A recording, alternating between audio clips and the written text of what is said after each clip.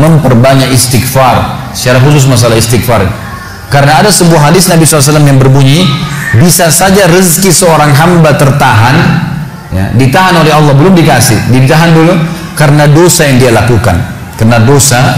Jadi dosa itu bisa menahan.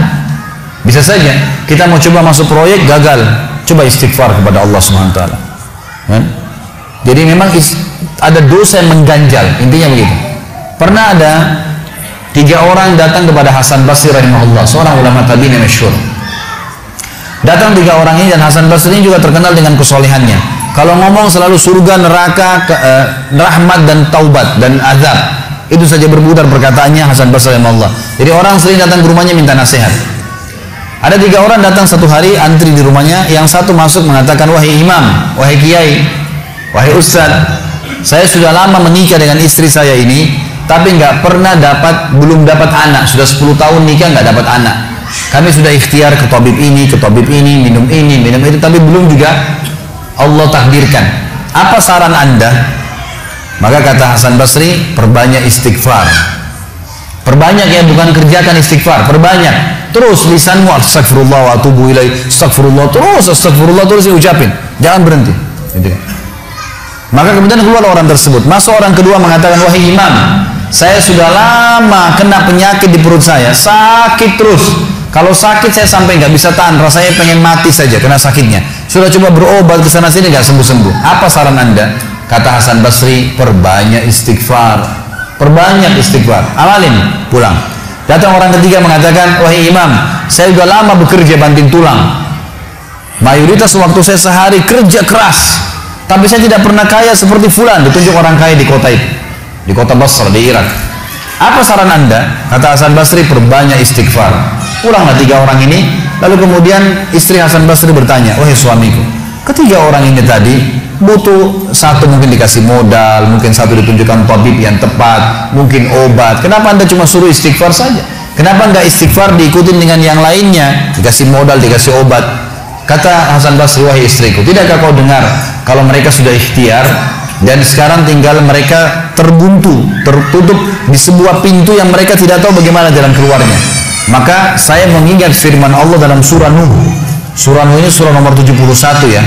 Ayatnya ayat 10 sampai ayat 12. Nabi Nuh alaihissalam berkata kepada kaumnya tentang istighfar.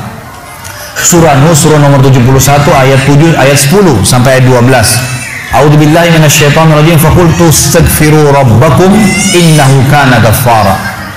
Yursilis samaa 'alaikum midrara wa yumdidkum bi amwalin wa banin wa yaj'al lakum jannatin wa yaj'al lakum anhara.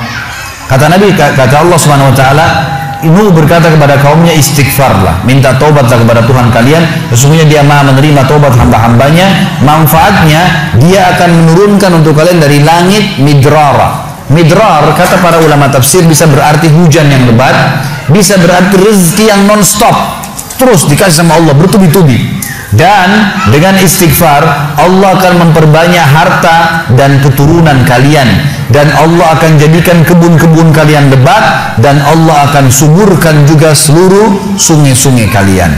Jadi di sini manfaat daripada istighfar. Ada kisah yang lain teman-teman sekalian, kisah Imam Ahmad rahimahullah. Imam Ahmad rahimahullah dari 4 mazhab tadi, Abu Hanifah, Malik, Syafi'i dan Ahmad. Ahmad bin Hanbal muridnya Imam Syafi'i, mazhab yang keempat.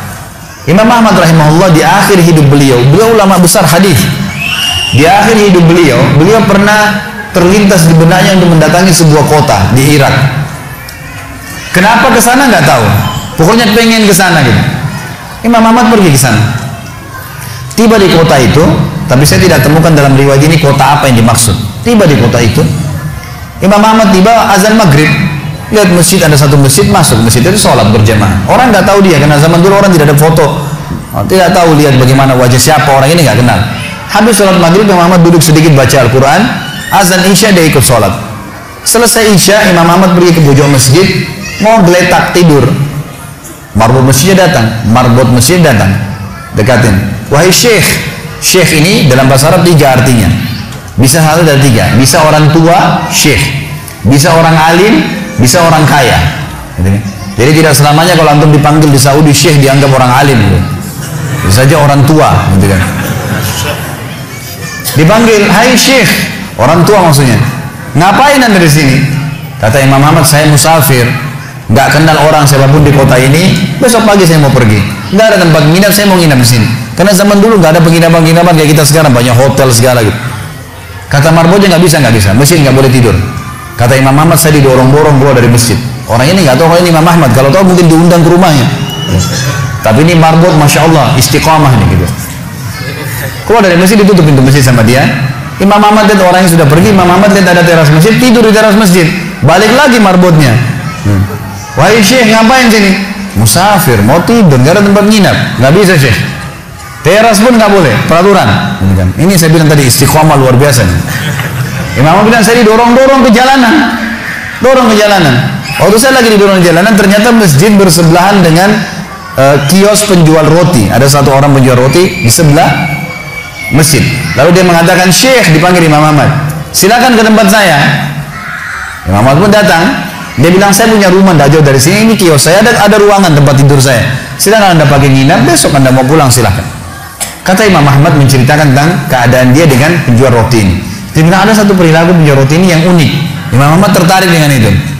Dia bilang, setiap kali orang ini pecahin telur, ngambil terigu, ngambil garam, itu sambil astagfirullah wa atubu ilaih, astagfirullah wa atubu ilaih. Terus lisannya nggak pernah berhenti nih, astagfirullah wa atubu ilaih, kecuali Imam Ahmad bilang saya ajak ngomong atau dia bertanya pada saya.